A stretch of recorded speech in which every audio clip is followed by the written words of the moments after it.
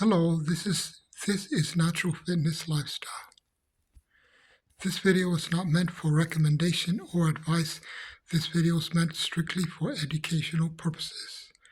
And we are talking about muscles and aging. I'm 64 years old.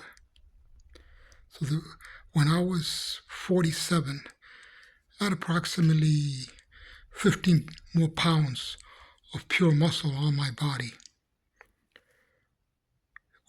At the age of 50, I noticed a decline in muscle mass. No matter how much I attempted to increase my weights, and as a matter of fact, past the age of 50, I was still utilizing weights that were close to the same weights that I was using when I was 47, though I have to admit, for example, at 47, I curled a 115-pound barbell for 11 repetitions in very strict fashion without using any momentum. I also curled 55-pound dumbbells while sitting down, 6 repetitions, and this was done at a body weight of 176 pounds when I was at 6% body fat, which is a lot different than when you bulked up. In other words, I was on a calorie-restricted diet, and I was a low body fat, and yet I curled 55-pound dumbbells, 6 repetitions. This was when I was 47 years old. Fast forward to today, I cannot curl those same amount of dumbbells. Now, how do I continue to stimulate muscle gain?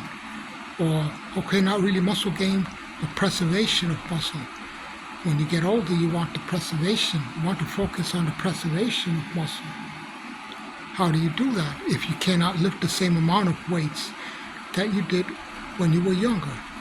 Well, this is done by applying different techniques, but still adhering to the principles of exercise science, which means a muscle could contract all at once or not at all. That doesn't always have to be the different techniques to apply muscle contraction. I found for myself that isometrics is very beneficial. Number one, you can control the positioning. Number two, it's less stressful on the joints. And number three, it can be done more consistently.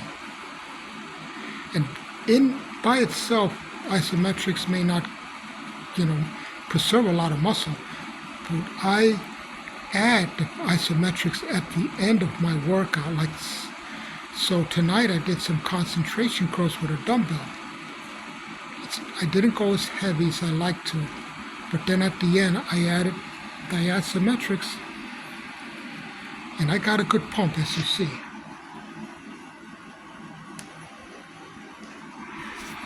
And it was done because I got a good pump because of the isometrics I did after I finished my dumbbell curls. I also like to use dynamic tension, which is a form of modified isometrics, utilizing your own body weight against each other. In other words, if I was pushing one hand down with the other hand, that would be called dynamic tension. If I was pushing one hand down with the other, resisting all the way down and all the way up, that would be an example of dynamic tension. This is proved to be very beneficial. Another thing is my training volume isn't very high. Now I normally do around 5 sets, but I found that a minimum of 5 sets is necessary. And I've also found that consistency is very necessary. Now, when it comes to nutrition, here's another thing where the amount that I do has been reduced a lot from what I did 15 years ago. 15 years ago, I'd be able to eat 4 solid meals. These days, I'm doing 1 solid meal 3 days a week and 2 meals 4 days a week, which more like amounts to the first meal being more of like a snack and the second meal being truly a full meal. If I attempted to eat more, my body won't metabolize it. It would actually slow down my metabolism, which is counterproductive. This is one way I'm able to continue my fitness lifestyle.